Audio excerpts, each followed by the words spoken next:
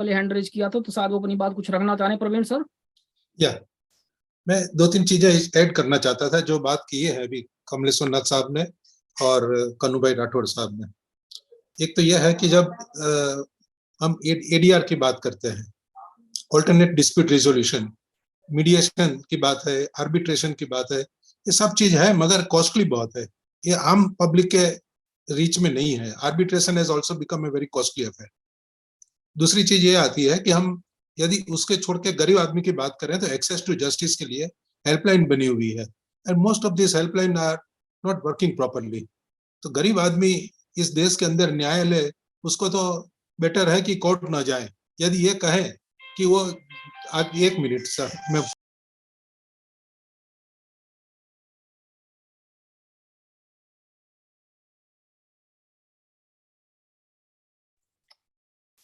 Yes, तो phone बीच बीच में disturb करता है। या तो आर्बिट्रेशन की बात आती है, वो कमलेश्वर नाथ साहब भी समझते होंगे कि how costly it has become. Mediation की बात आती है। मीडिएशन क्या है? एक किस्म का दलाली जैसा हो गया है कि जहां दोनों वकील मिलकर तय करते हैं कि भाई हमको क्या करना। इसके अंदर में बहुत सुधार की जरूरत है जो अभी तक नहीं हुई है। तीसरी हम बात कर रहे हैं कि जो हम इलेक्टरल प्रॉमिस की बात कर रहे हैं कि चुनाव के अंदर में कांग्रेस थे तो उन्होंने भी वादा किया था कि हम जुडिशियल रिफॉर्म करेंगे। बीजेपी ने भी वादा किया था, 2014 में भी किया, 2019 में भी किया। और आज स्थिति क्या है वो हम सबके सामने में है। 2014 में जब वादा किया था तो 3.3 करोड़ केस पेंडिंग थे, आज करीब 5 करोड़ केस पेंडिंग है। तीसरी चीज है, जैसे फाइनेंस की बात आती है, फाइनेंस के ऊपर हम लोग ने ऑलरेडी कहा है, भारत सरकार को भी कहा है, जुडिशरी को भी कहा कि इसको जुडिशरी को इंडिपेंडेंट कर दीजिए। Let them raise their own finance. उनको जो जरूरत है वो अपना ड्यूटी लगाए, टैक्स लगाए, कोर्ट फीस लगाए, जो करना है करे, और या सरकार उनको एक ग्रांट दे दे, कुछ भी करे, मगर वो उनको फाइनेंशियली इंडिपेंडेंट करे कि वो उनके बजट तैयार करे और भारत सरकार बजट उसको दे दे। लास्ट ईयर की बजट की जो मैंने बात की, जो ऐसे 40 लाख करोड़ में से 1200 करोड़, हंसी आए उतना कम है। उसका आगे साल देखने जाए तो भी वही हाल है, चाहे कांग्रेस हो या बीजेपी हो। पार्टी पॉलिटिक्स की बात नहीं आती है, दोनों जगह में एक ही हालत है कि दोनों पार्टी में क्रिमिनल्स है, चाहे वो कांग्रेस हो या बीजेपी हो, और वो नहीं चाहते कि जुडिशरी स्ट्रांग हो। सबसे बड़ी मुश्किल तो यह है कि जब हम बात करें इंटेंशन की, तो हमारे सामने कॉमर्शियल कोर्ट एक्ट है। जैसे कमलेश्वर नाथ साहब ने ग्राम न्यायालय की बात की, तो उसमें हम कहना चाहते थे ग्राम न्यायालय में हम लोग ने सुप्रीम कोर्ट में पीआईएल फाइल किया, 11 राज्यों ने नोटिस मिलने के बाद भी नोटिफिकेशन इश्यू नहीं किया। उसके बाद उनको दूसरी नोटिस दी गई कि within 90 days, next date हम जब दे रहे हैं तो उसमें भी यदि आपने नोटिफिकेशन नहीं लगा, उस 11 राज्यों ने उसमें भी नोटिफिकेशन जारी नहीं किया, 1-1 लाख रुपया की पेनल्टी लगी। जिस राज्यों में लाखों करोड़ों का बजट हो, उनको 1 लाख रुपया क्या है, 1 लाख रुपया भर दिया, फिर छुट्टी। मतलब लोगों के अधिकार को मजाक बना के रखा है। वहीं सामने कॉर्पोरेट को देखिए, कॉमर्शियल कोर्ट एक्ट, जो मैंने बात भी किया था एक बार कमलेश्वर नाथ साहब से, इस विषय पे हमारी चर्चा भी हुई थी। कॉमर्शियल कोर्ट एक्ट 2016 1 जनवरी को प्रणब मुखर्जी साहब थे, उन्होंने सिग्नेचर दिया, प्राइम मिनिस्टर प्रेसिडेंट थे। उसके पहले विदाउट गेजेट नोटिफिकेशन कभी कोई कानून लागू होता है क्या? मगर कॉमर्शियल कोर्ट एक्ट में लागू हो गया। कॉमर्शियल कोर्ट एक्ट 23 अक्टूबर 2015 को चालू हो गई विदाउट गेजेट नोटिफिकेशन। क्यों? कॉर्पोरेट का इंटरेस्ट था। तो जब कॉर्पोरेट का इंटरेस्ट होता है, without gazette notification commercial court act चालू हो जाती है। और ग्राम न्यायालय, जहां ग्रामीणों की बात आती है, 2008 का नोटिफिकेशन मेरे ख्याल से 2 अक्टूबर 2009 से पूरे भारत में लागू था। आज 2023 में हम बात कर रहे हैं, पेंडिंग है सुप्रीम कोर्ट में पिटीशन हमारी, और उसके अंदर में कुछ राज्य हैं जिन्होंने कुछ अच्छा काम किया, इंक्लूडिंग केरला। बाकी सब राज्य तो यही सोचते हैं कि भाई इसमें नोटिस होती है, डेट होती है, नई तारीख ले लो। तो ये सब किस्म की बहुत सारी बातें हैं कि जब हम जानते हैं कि जहां लोग की बात करें, गरीब आदमी को कोर्ट के अंदर न्याय की बात करना, ये एक बहुत बड़ा मजाक बन गया है। This is what I wanted to say. या शिवानंद भाई। बिल्कुल प्रवीण भाई, बहुत ही बढ़िया बात आपने कही है। और वही है कि स्वायत्तता की बात, इंडिपेंडेंस हो जाए, मतलब इंडिपेंडेंट हो जाए आपकी न्यायालय, वो बहुत आवश्यक है। और यदि उनके पास बजट जितना मांगे और उनको मिल जाए, अपनी व्यवस्थाएं वो स्वयं लागू कर पाए, तो हमें लगता है कि काफी हद तक समस्याएं दूर हो जाएंगी, और फिर एक उनकी अकाउंटेबिलिटी भी तय हो जाएगी, उनकी रिस्पॉन्सिबिलिटी भी रहेगी। फिर सरकार और जनता सीधे उनसे क्वेश्चन भी कर सकती है कि भाई अब क्या दिक्कत है, अब तो आपने जो मांगा आपको मिल गया है, अब आप हमें न्याय उपलब्ध करवाओ। तो ये बहुत महत्वपूर्ण है, और इस पर हमें लगता है कि इस पर ज्यादा जोर देने की जरूरत है। हमारे साथी भी यहाँ बहुत सारे जिन्होंने हैंड रेज किया, हमारे बीच में वीरेंद्र कुमार ठक्कर साहब हैं, जो उत्तराखंड से आरटीआई रिसोर्स पर्सन है, और आप एसोसिएट प्रोफेसर हैं कंप्यूटर साइंस के एजुकेशन डिपार्टमेंट के, कंप्यूटर साइंस एजुकेशन के, और आप कुछ बात रखना चाह रहे हैं वीरेंद्र कुमार ठक्कर साहब? Thank you. नमस्कार शिवानंद द्विवेदी जी। जी। मैं भी थोड़ा ये जो पेंडेंसी या जो एरियर्स का प्रॉब्लम है इस बारे में थोड़ा 10 मिनट टाइम लेना चाहता हूँ। जो जस्टिस कमलेश्वर नाथ साहब ने और प्रवीण भाई पटेल और कन्हू भाई राठौड़ जी ने जो कारण बताए वो लगभग काफी पॉइंट्स उन्होंने कवर कर दिए। मैं भी उसमें थोड़ा ऐड करना चाहता हूँ कि भारत में सभी स्तरों पर न्यायिक अदालतों द्वारा पीड़ित व्यक्ति, जिसे हम विक्टिम कहते हैं, या संगठन ऑर्गेनाइजेशंस भी मामलों या मुकदमों के निपटान में देरी को भारत में लंबित अदालती मामले कहा जाता है। इंग्लिश में हम इसको एरियर्स कहते हैं। एरियर्स मतलब पेंडेंसी। भारत में न्यायपालिका 3 स्तरों पर पदानुक्रम में काम करती है। एक है संघीय या सर्वोच्च न्यायालय, दूसरा राज्य या उच्च न्यायालय, और तीसरा जिला अदालत है। मतलब हमारे यहाँ एक यूनिफाइड जुडिशियरी का सिस्टम है जो 3 टायर 3 स्तरों पर काम करती है। अब अदालती मामलों को वैसे तो काफी तरह से क्लासिफाई किया जाता है, लेकिन जो सामान्य वर्गीकरण है कि 2 प्रकारों में वर्गीकृत किया जाता है, दीवानी और आपराधिक, जिसे हम सिविल या क्रिमिनल कहते हैं। 2002 में सभी प्रकार 2022 में सभी प्रकार के और सभी स्तरों पर लंबित मामलों की कुल संख्या बढ़कर 50 मिलियन या 5 करोड़ हो गई, जिसमें जिला और उच्च न्यायालय में 30 से अधिक वर्षों से लंबित, मतलब जो मोर देन 30 इयर्स पेंडेंसी है, ये 1,69,169,000 से अधिक अदालती मामले शामिल है।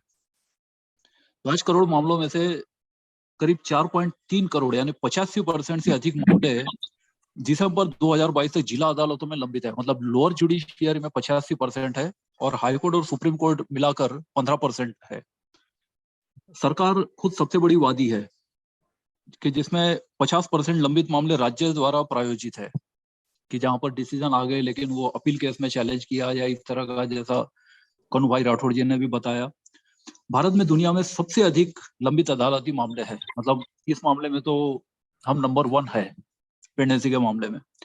अब कई न्यायाधीशों और सरकारी अधिकारियों ने कहा है कि मामलों का लंबित रहना भारतीय न्यायपालिका के सामने सबसे बड़ी चुनौती है। 2018 के नीति आयोग के रणनीति पत्र के अनुसार हमारी अदालतों में मामलों के निपटान की तत्कालीन प्रचलित दर पर बैकलॉग को समाप्त करने में 324 वर्ष से अधिक का समय लगेगा। ये नीति आयोग का कहना। इसके पहले 2 स्टडी और हुई थी। एक जज ने कहा था कि इसमें 300 साल लगेंगे, एक जज ने कहा था कि 466 साल लगेंगे, और जो नीति आयोग के जो ऑफिशियल एस्टीमेट है ये है 324 वर्ष से अधिक समय लगेगा पूरी पेंडेंसी को निपटाने में। दूसरी बात ये कि हम केवल एक निगेटिव चीज पर फोकस क्यों कर रहे थे, एक इफिशियंसी भी देखा जाना चाहिए। एक जज ने ये भी कहा था कि हमारे यहाँ जो इफिशियंसी है वो 90% से ज्यादा है। इफिशियंसी का मतलब कितने केसेस आए और कितनों का निपटान किया गया। तो उनका कहना था कि 90% केसेस जो है वो 1 साल से कम में सॉल्व हो जाते हैं। तो हमको केवल एरियर्स को ज्यादा पब्लिसिटी देने की बजाय जो इफिशियंसी या जो निपटान है वो यदि देखा जाए तो हमारा 90% से अधिक है। तो हमें एक पॉजिटिव साइड भी देखना चाहिए कि जो इफिशियंसी है वो भी एक पैरामीटर है मेजरमेंट का, और एरियर्स जो है ये दूसरा पैरामीटर है जो एक निगेटिव पैरामीटर है। फिर जो 2018 में लंबित मामलों की संख्या 29 मिलियन थी, मतलब 2 करोड़ 90 लाख। अदालतों में मामलों में समय लगने के कारण पीड़ित और आरोपी दोनों को न्याय मिलने में देरी होती है। मतलब दोनों साइड जो है, क्योंकि समय, एफर्ट और पैसा सभी का खर्च होता है। अप्रैल 2022 में बिहार राज्य की एक अदालत में 28 साल जेल में बिताने के बाद सबूतों के अभाव में हत्या के एक व्यक्ति को बरी कर दिया। उन्हें 28 साल की उम्र में गिरफ्तार किया गया था और 58 साल की उम्र में रिहा कर दिया गया था। बिहार से ही एक मामला 2005 के पहले की बात है, सीआरपीसी में संशोधन के पहले। उसमें यह पाया गया था कि कई लोग इतने साल तक जेलों में सड़ते रहते हैं कि यदि वो कन्विक्टेड भी हो जाते हैं, क्योंकि जेल में 2 तरह के कैदी होते हैं, एक कन्विक्टेड सजा याफ्ता मुजरिम जिसे हम कहते हैं, दूसरे होते हैं अंडर ट्रायल। अब ये जो अंडर ट्रायल है, ये कई लोग ऐसे थे कि यदि वो कन्विक्ट हो भी गए होते तो भी वो सजा काट कर निकल चुके होते, लेकिन क्योंकि उनका ट्रायल कंप्लीट नहीं हुआ है इसलिए वो जेल में ही है। उसके बाद फिर 2005 में ये अमेंडमेंट किया गया कि जिस चार्ज के लिए या जिस ऑफेंस के लिए उनको अरेस्ट किया गया है, यदि उतना पूरा वो सजा काट चुके हैं अंडर ट्रायल रहते हुए, तो तुरंत उनको बिना किसी देरी के तुरंत रिहा कर दिया जाए। और यदि मोर देन हाफ, आधे से ज्यादा सजा काट दिया गया है और ट्रायल कंप्लीट नहीं हुआ है, तो उनको जमानत पे छोड़ दिया जाए। तो ये संशोधन तो कर दिए गए और उससे काफी कुछ सुधार हुआ है, जिसमें जस्टिस मलिमत कमेटी के जो रिकमेंडेशंस थे उसमें से भी कई इम्प्लीमेंट किए गए। अब लंबित मामलों की जो कॉस्ट है वो क्या है? लंबित मामलों की जो लागत है वो भारत के सकल घरेलू उत्पाद का 1.5 to 2%, मतलब जो जीडीपी जो कॉस्ट है, जीडीपी में जो हमारा खर्च हो रहा है, ये 1.5 से 2% खर्चा हमारा लड़ाई झगड़े बोल सकते हैं एक तरह से, उसमें हो रहा है। अब इसके जो कारण है पेंडेंसी के, तो 5 जो मुख्य कारण है इसमें सबसे पहला कारण है कि न्यायाधीशों और गैर न्यायिक कर्मचारियों की कम संख्या। तो 2022 में भारत में न्यायाधीशों की स्वीकृत शक्ति, मतलब जो सैंक्शन स्ट्रेंथ है, तो प्रति मिलियन जनसंख्या पर 21 न्यायाधीश थी, जो अभी करुण भाई राठौड़ जी ने और प्रवीण पटेल साहब ने भी बताया। उच्चतम न्यायालय में न्यायाधीशों की पूर्ण स्वीकृत संख्या 34 और उच्च न्यायालयों में हाई कोर्ट्स में 1108 और जिला अदालतों में 24,631 थी। अब भारत का जो लॉ कमीशन है, विधि आयोग और न्यायमूर्ति वीएस मलिमत कमेटी ने पूर्व में प्रति मिलियन जनसंख्या पर न्यायाधीशों की संख्या 50 न्यायाधीशों तक बढ़ाने की सिफारिश की थी। लेकिन जैसे अभी बताया कि अभी जो है ये 14% ही है, जो 21 है उसमें से भी यदि हम फील्ड स्ट्रेंथ यदि देखा जाए तो वैकेंट पोस्ट इतनी ज्यादा है कि 21 के बदले भी वो एक्चुअली 14 ही है।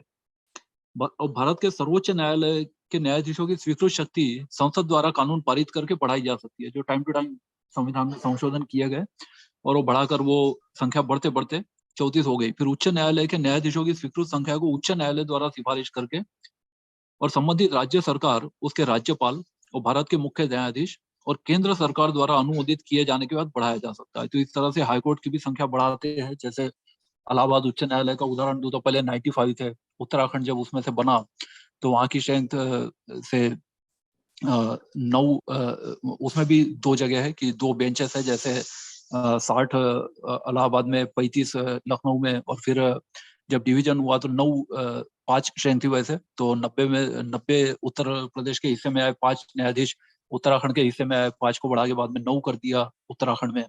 तो इस और जो केसेस ट्रांसफर हुए थे वो उस टाइम केवल 19,000 थे, लेकिन बाद में वो संख्या और बढ़ गई है उत्तराखंड में भी।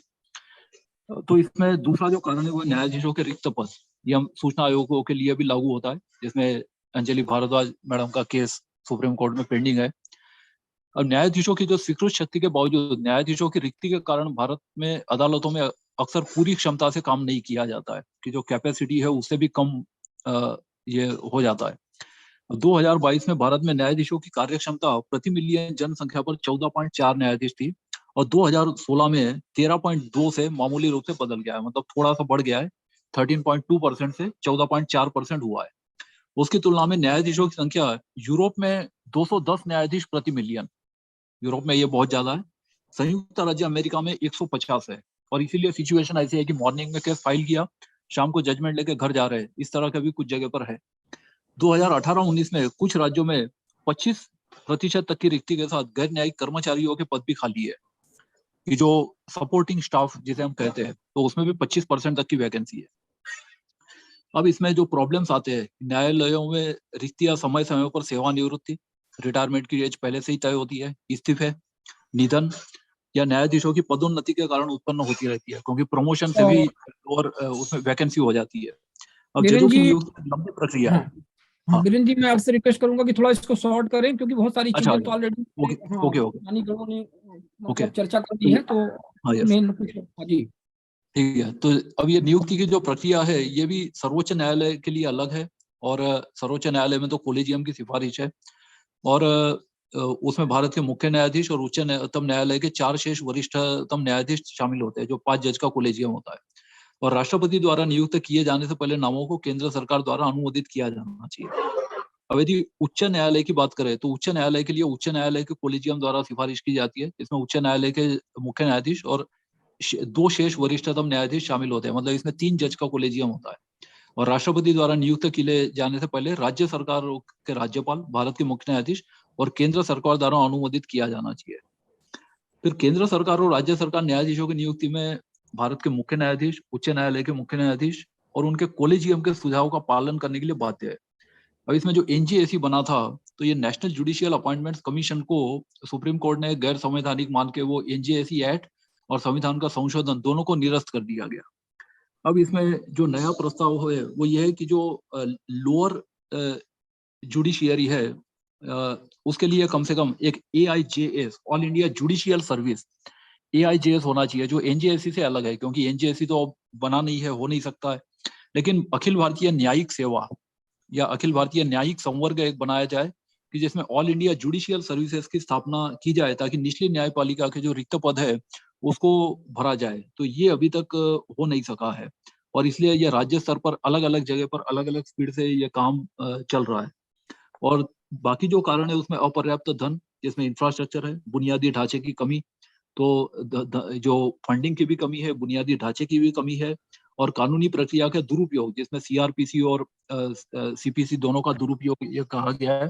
तो इसमें जो ADRS है, अल्टरनेटिव डिस्प्यूट रिजोल्यूशन, तो ये इसमें भी जैसे लोक अदालत या इस तरह की चीजें है, ये फास्ट है। और फास्ट क्यों है? क्योंकि फास्ट इसलिए है कि इसमें सीपीसी और सीआरपीसी की प्रक्रिया जो है वो फॉलो नहीं की जाती। अब अमित शाह जी ने कहा है कि आईपीसी और सीआरपीसी भी नए लाए जाएंगे और यदि सीआरपीसी को यदि फास्ट बनाने के लिए कुछ संशोधन होते हैं तो हो सकता है कि भविष्य में जो क्रिमिनल केसेस है इसमें यह प्रक्रिया फास्ट हो जाए। जैसे फॉर्मर अटॉर्नी जनरल सोली सोराब जी ने कहा था कि criminal justice administration in India is on the verge of collapse, और कन्विक्शन रेट की बात करें तो केवल 6% था। इसका मतलब है कि 94% क्रिमिनल्स आर रोमिंग फ्रीली, और इसके लिए फिर बाद में फास्ट ट्रैक अदालतें लाई गई कि जहां पर 10 साल या 10 साल से ज्यादा का यह सजा हो सकती है। तो कम से कम ऐसे मामले डे टू डे बेसिस पर सुनवाई करके किए जाए और इसके लिए जो रिटायर्ड जजेस वगैरह है इनका भी साथ लिया जाना चाहिए। तो इस तरह से उसको काफी कुछ फास्ट किया गया। तो थैंक यू, धन्यवाद मुझे मौका देने के लिए। और इस पे जो मेरे विचार थे या जो कुछ स्टैटिस्टिक्स और फिगर्स थे वो मैंने इसमें बताए। किसी के प्रश्न भी है तो उस पर हम चर्चा कर सकते हैं। Thank you. बिल्कुल वीरेंद्र जी, आपने बेसिक चीजों को बताया और हमारे जो पार्टिसिपेंट थे विशेषकर उनके लिए लाभकारी होगा, मुझे पूरी उम्मीद है, क्योंकि एक डेटा के तौर पे आपने उसको पूरा समराइज किया है। धन्यवाद आपका। ललित सोनी जी, आपका क्या प्रश्न है? आपने हैंड रेज किया हुआ है। आप लोग सब अपने प्रश्न